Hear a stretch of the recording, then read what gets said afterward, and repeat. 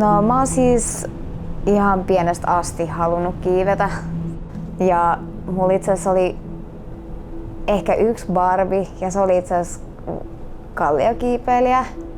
Ei jotenkin ollut aina sisällä semmonen niinku itsensä haaste, joka halusi mennä aina kuitenkin jyrkkään ja mahdollisimman korkealle. Se jotenkin, en mä tiedä, lapsilla on tosi luonnollista kiivetä, mut joillain se jää vaan päälle.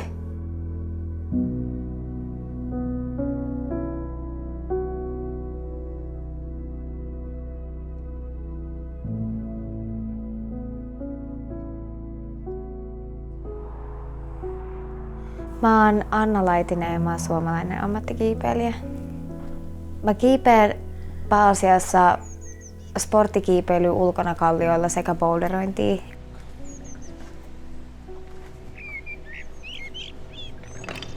No siis mun arjessa kaikki niinku pyörii kiipeily ympärillä. Oikeastaan siis kaikki mitä mä ajattelen. Ja jos mä oon Suomessa töissä, niin mä oon kiipeilyhallilla, mä teen reittejä, mä puhun kiipeilystä, mä katon kiipeilyleffoja ja näin, mut sitten ne mitkä vie mut pois kiipeilyparista, niin on, no siis mä tykkään esimerkiksi pelaa, sit viettää aikaa mun koiran kanssa. Mä tykkään käydä juokseen ja talvisin hiihtää, koska ensinnäkin mä tykkään viettää aikaa ulkona.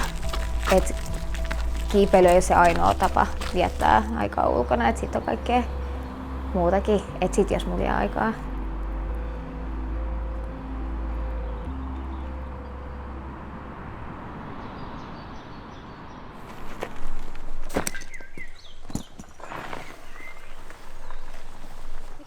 Se vaan kolahti. Mä tiesin heti, että kun mä tein kiipeilyä, että mä tein se, mikä se tuntui semmoiselta, mitä mua on aina pitänyt tehdä.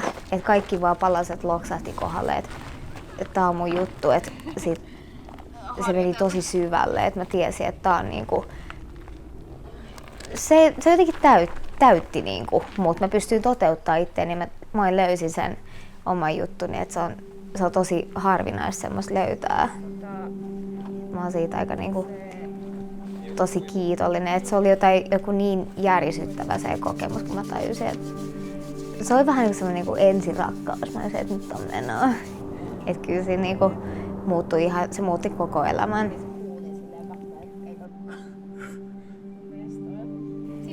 Kiipeily merkitsee mulle tällä hetkellä kaikkea. Jos mä en pysty kiipeämään, eli toisin sanoen toteuttaa itteeni, en mä niinku vois hyvin. Ja jos mä en pysty kiipeämään, niin mulla jää semmoinen niinku aika tyhjä aukko. Ja se, mitä se kiipeily tuo, niin sitä ei saa ihan joka lajista.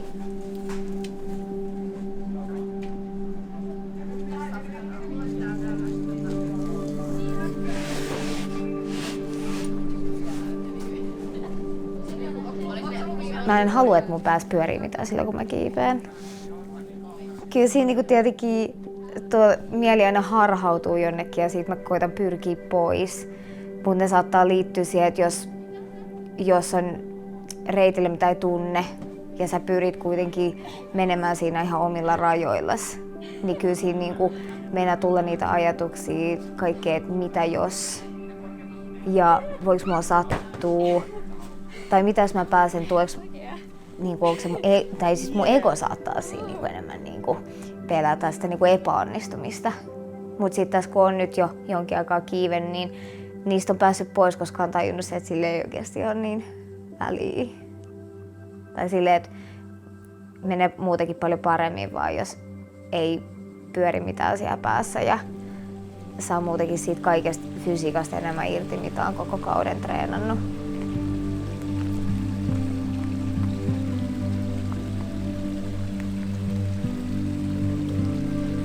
Kiipeilyn välillä niinku se kasvattaa myös ihmisen silleen, että se auttaa näkemään niinku pientä tää oikeasti on, mitä mä teen, sillä ei oikeasti mitään väliä tässä niinku kaikessa, että se tuo lähemmäs sitä ympäristöä. Myös, että se on, jos sille vaan antautuu, niin kiipeily pystyy opettaa sua tosi paljon ja kasvattaa ihmisenä.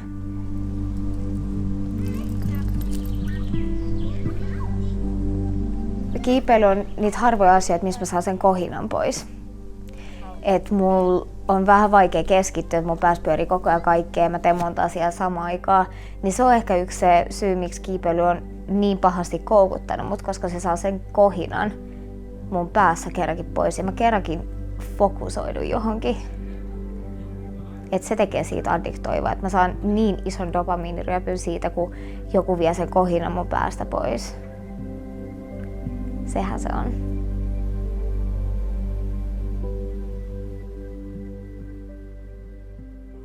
Tää on tämmönen, mitä vois kiipeä Suomessa. Tässä on nyt me ollaan Tampereella, mä en oo kerran siihen runoille ihan hirveästi. Siinä on esimerkiksi tää, mikä just kiivettiin. Kun sanoo Suomi-kiipeily, niin kaikki tietää, mitä siinä heti tarkoitetaan. Suomi-kiipeilijä on käynyt kovan koulun.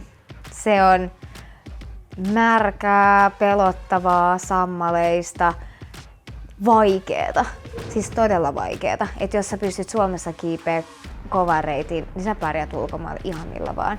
Ja Suomi-kiipeilijät on yleensä todella motivoituneita. Ja jos me mennään ulkomaille, niin me innostutaan kaikesta.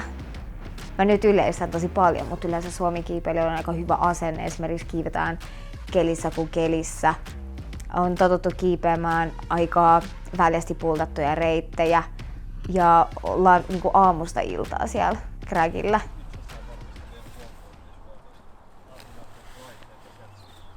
Tuuletin, mutta et se on aina vähän semmoinen seikkailu, kun sä meet uuteen paikkaan kokeilemaan jotain vähän vaikeampaa reittiä. Se ei ole ihan semmoinen kliini, putsattu, mankkainen reitti, että missä näet tikit ja tälleen. Et se on tosi vaikea lukusta, kun puhutaan graniittikiipeilystä. Et siinä pitää olla pää aika hyvin kasassa, että pitää niinku osaa komittaa siellä. Se on aika holpaavan näköinen. Joo, siinä pitäisi päästä niinku tonne alle. Joo, se oli tää. Joo, siinä. Joo. Sitten nämä on aika silleen vaikeasti kreidattu. Mä en tiedä, liittyykö se siihen, että yleensä jos päästään joku reitti, niin se on yleensä just silloin parhaimpana kelinä. Ja niitä on Suomessa tosi vähän loppujen semmoinen niinku täydellinen kitka ja tuulee ja vähän semmoinen rapsakkaa. Mutta ne yleensä kreidataan sen niinku perusteella, että saattaa olla aika semmoinen, että jos ulkomaat tulee, niin voi tulla ego vähän silleen köniin. Että jos Suomessa pystyy kiipeä kovaan, niin sit pärjää ulkomailla kyllä. Ihan nice.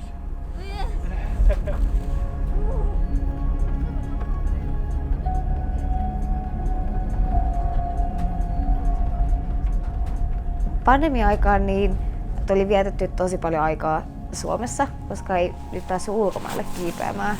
Mä yllätyin, että miten paljon hienoa kiivettävää Suomessa ja ihan rajan läheisyydessä Ruotsissa on. Et siinä oppii arvostaa, että miten ainutlaatuinen suomalainen kiipeilykulttuuri ja varsinkin meidän ympäristö on. Jotenkin se tuntui todella uniikilta nyt kun sen pääsi kokemaan paljon syvemmin.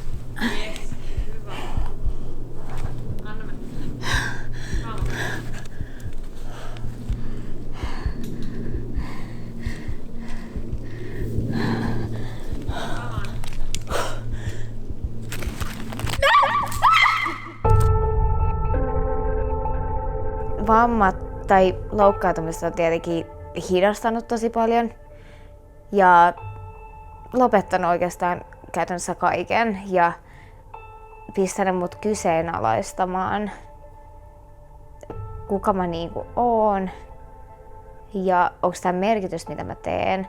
Ja yhtäkkiä kaikilta menee pohja, mitä on tottunut tekemään. Siinä on ollut se hyvä, että se on pistänyt vähän itse tutkiskelemaan ja tekemään itse asiassa jotain muuta. Et mä oon myös huomannut, että mä oon myös jotain muuta.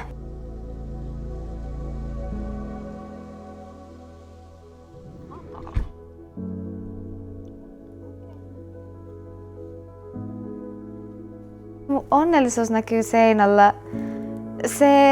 Se säteilee kyllä kaikkeen. Mä koitan pitää se, siis vaikka mä epäonnistuisin ja olisi huono päivä ja tälleen, niin mä en halua, että se liittyy siihen mun omaan itseisarvoon tai koska se ei ole mitään tekemistä sen kanssa.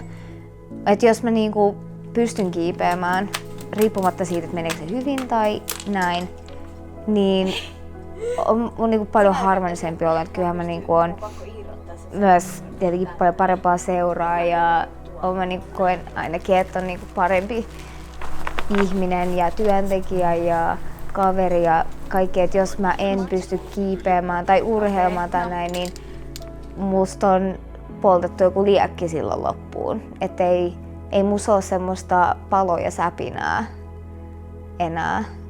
Et kiipeily vähän niinku herättää mut niinku henkiin, että mä voin pyrkiä olemaan se niinku paras versio itsestäni. Tai se ainakin auttaa siihen, koska se tekee mut onnelliseksi.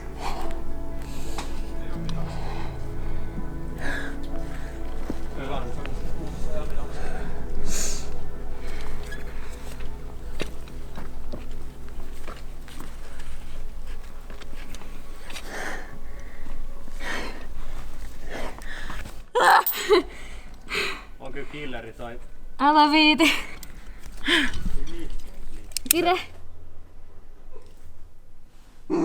Koirat tietenkin rajoittaa tosi paljon mun kiipeilyä, mutta sitten se myös rauhoittaa mua ja sitten se vähän niinku pitää huolta silleen, että mä en kiipeä liikaa. Et välillä saattaa olla turhauttavaa, että mä en pääse kiipeä niin paljon kuin mä haluaisin, mutta sen takia mulla on esimerkiksi ollut vammoja niin paljon. Ja sitten se tuo mut aina silleen maan pinnalle. Että jos mua harmittaa joku vähän niinku turhanpäiväinen juttu, että joku reitti ei mennyt, niin sit kun mä näen, että joku on niin iloinen jostain niinku oikeasti erittäin yksinkertaisista asioista ja niinku kiitollinen kaikesta, niin sitten se vähän niinku tuo maan pinnalle. Vaikea kuvitella arkea enää ilman koiraa.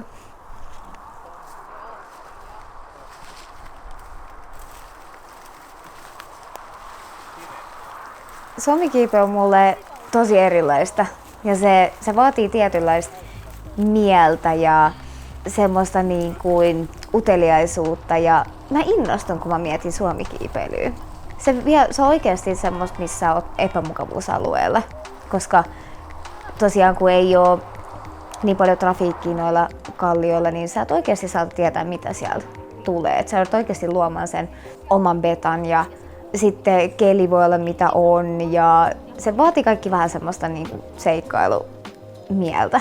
Että sä meet aika silleen avoimin mielin ja ilman, että marmattaa sitten, että mennään kiipeämään, niin sitten siellä kiivetään. Ja se on vähän semmoinen tietynlainen vähän kova koulu, että kyllä se kasvattaa luonnetta, että sitten kun mennään ulkomaille kiipeämään, niin on huomattavasti helpompi olla, koska on joutunut käymään läpi myös vähän jännittävämpiä reittejä ja ei ole ihan niin tottunut semmoisiin niin kuin parhaimpiin olosuhteisiin.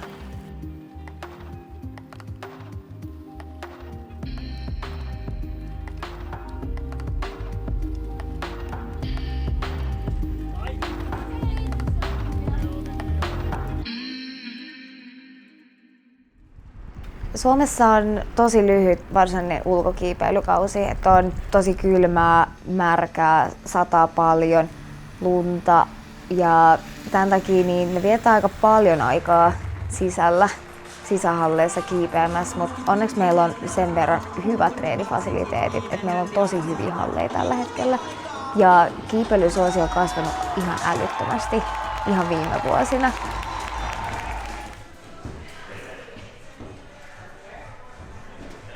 Sitä myöten niin ollaan myös rakennettu lisää niitä halleja ja ihan pääkaupunkiseudulla ainakin onko nyt 10-11 ihan kaupallista hallia, että ei pysy enää oikein mukana, että niitä alkaa niin paljon, että tällä hetkellä on vähän jopa hemmoteltu olo verrattuna siihen, että kun itse aloitti ja niitä ei ollut yhtään, että oli vaan semmoisia pieniä yksityisiä halleja ja sitten Tapanilla kaupallinen halli, mikä oli yli 1,5 tunnin päästä sieltä, missä itse asui. Että tällä hetkellä voi kävellä 2 minuuttia tien toiselle puolelle halliin, että sulla on varaa valita. Varsinkin esimerkiksi boulderointi niin on tosi helppo aloittaa, varsinkin kun sä pystyt tehdä tässä ihan niin kuin lähiympäristössäkin, niin se laskee myös sitä kynnystä osa löytää tää harrastus.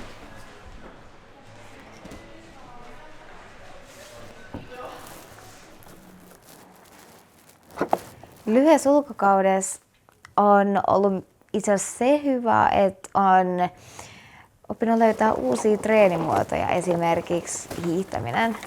Se on yksi tapa olla ulkona liikkumassa kiipeilyn ohella. Ja jos sitä ei rakenna fiksusti, niin siitä ei ole hirveästi hyötyä niin kiipeilyyn, mutta se on vain yksi semmoinen henkireikä ja tapa mennä sinne ulos ja saada semmoinen flow-tila, mihin mä oon jäänyt koukkuun. Et flow-tila on mulle erittäin semmoinen koukuttava ja mä haen sitä. Ja siinä ei väliin mitään järkeä, että se ei niinku sovi aina mun treeniohjelmaan. Et jos musta tuntuu siltä, että mä näen lunta sataa ulkona, niin mä menen saman tien. Ja se on jotain niin siistiä, että lähinnä silleen vaan niinku, tietyllä lailla niinku seota vaan ihan täysin, että menee tonne ulos vaan niinku hiihtämään. Ja se saa myös sen niinku kaikki äänet mun päästä pois.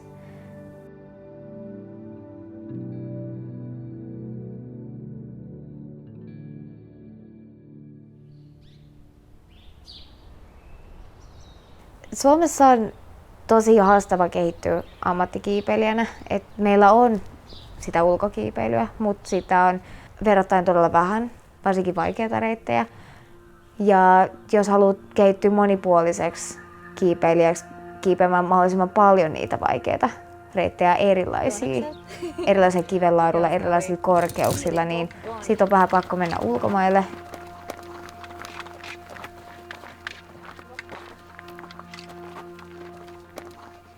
Sen takia mä viihdyn tosi paljon Pohjois-Espanjassa.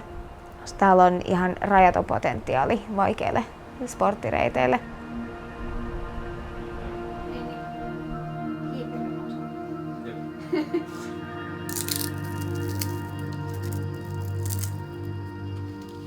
Tää tuntuu vähän niin kuin toiselta kodilta, että on niin osa vähän niin kuin sitä perhettä, että mulla on tosi paljon ystäviä täällä. Mä tapaan täällä mun kavereita ulkomailta, joita mä en todennäköisesti näkisi pitkään aikaa missään muualla. Et siksi aina kun mä tuun Pohjois-Espanjaan, niin musta tuntuu, että mä oon tullut vähän niin kuin mun toiseen kotiin.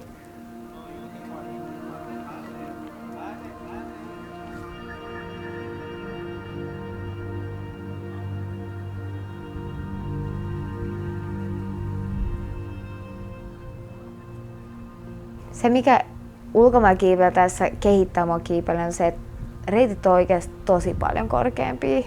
Et se vaatii ihan kaikkea täysin erilaista, mihin sä oot niinku varautunut. Et sitä on todella vaikea treenata sisällä. Se on mahdollista, mutta erittäin vaikea. Et mikä ei valmista sua korkeille, vaikeille reiteille, kun se itse menee sinne paikan päälle. Et sit jos haluaa tulla tosi vahvaksi kiipeilijäksi tai kiipeä jonkun tosi vaikea reitin, niin se on vähän pakko lähteä sitten ulkomaille niin kuin haastaa itteensä.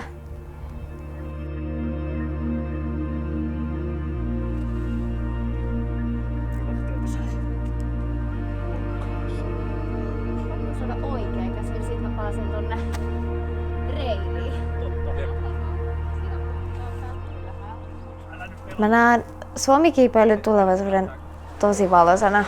Me on joka päivä uusia harrastajia. Kiipeilysuosio on kasvanut ihan älyttömästi viime vuosina. Tuolla on todella vahvoja nuoria kiipeilijöitä tällä hetkellä, jotka haluaisi kisata tosi paljon, mutta sitä ei valitettavasti vaan tueta niin paljon kuin osa esimerkiksi perinteistä lajeista tuetaan, vaikka kiipeily on esimerkiksi kouluryhmien isossa suosiossa. Ja muistan ainakin itsellä, niin kun halus MM-kappia kiertää, niin mä joudun tosi paljon maksaa omasta pussista. Ja se vaikutti siihen, että mä joudun lopettaa sen koko kisojen kiertämisen, koska oli paljon halvempi itselle vaan jäädä ulos kiipeämään reissuun. Vaikka mä olisin halunnut kisata enemmän, koska kisoissa pärjääminen vaatii tosi paljon kokemusta, tosi paljon epäonnistumisia. Et ei sitä tukea voida antaa vaan se perusteella, että sä menestyt saman tien, koska sä pääset semifinaaleihin, kun sä oot saanut kisakokemusta. Ja mä toivoisin, että tulevaisuudessa tämä asia muuttuisi. Että se tuki olisi paljon parempaa kuin itsellä oli.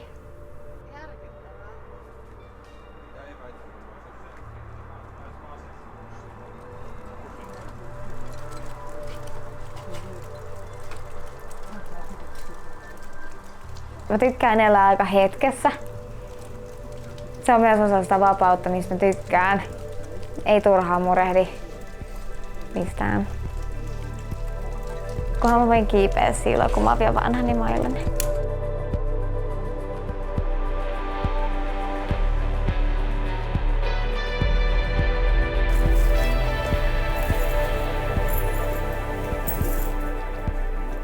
Venga, Anaí. Venga.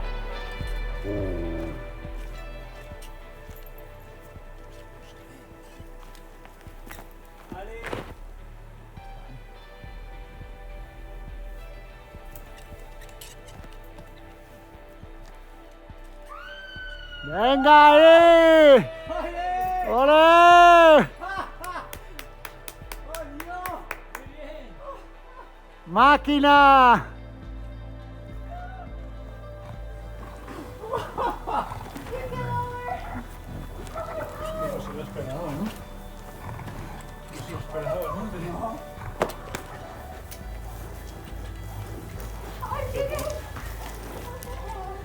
¡Máquina!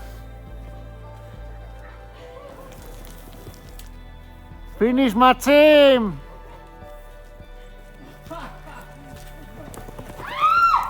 Esclata Master.